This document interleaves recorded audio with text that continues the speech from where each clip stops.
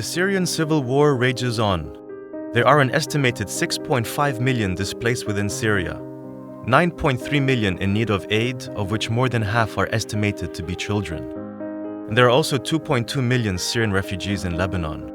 These are numbers, but it's easy to forget that behind every statistic is a human being, an individual, a child, a mother, a father, a husband, a wife. Connie Lenberg, the regional director of World Vision Middle East and Eastern Europe, had just returned from Lebanon, where she had toured some of the refugee camps. It touched her deeply, and she chose to push an initiative from our regional support office to aid the plight of those refugees. She was particularly touched by one family, a widow called Halima, a mother caring for 9 children, including an infant in a rough shelter of tarpaulin and wood in central Lebanon. Her husband was shot as he went to work to collect his paycheck from the school where he taught. In short, what started out as an internal plea to the 80 World Vision staff to gather clothes, toys, blankets, and sleeping bags soon became a much larger affair.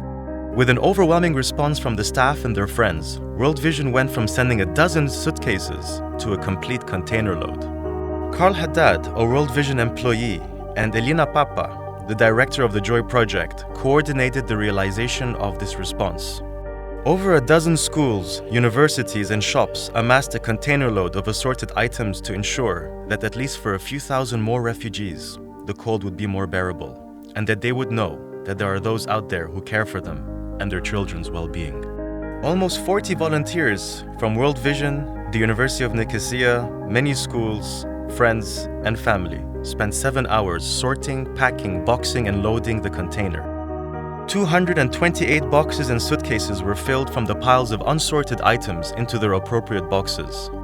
They ran against the clock, but thankfully the container was loaded as the sun came down and the customs officer was due to leave the site.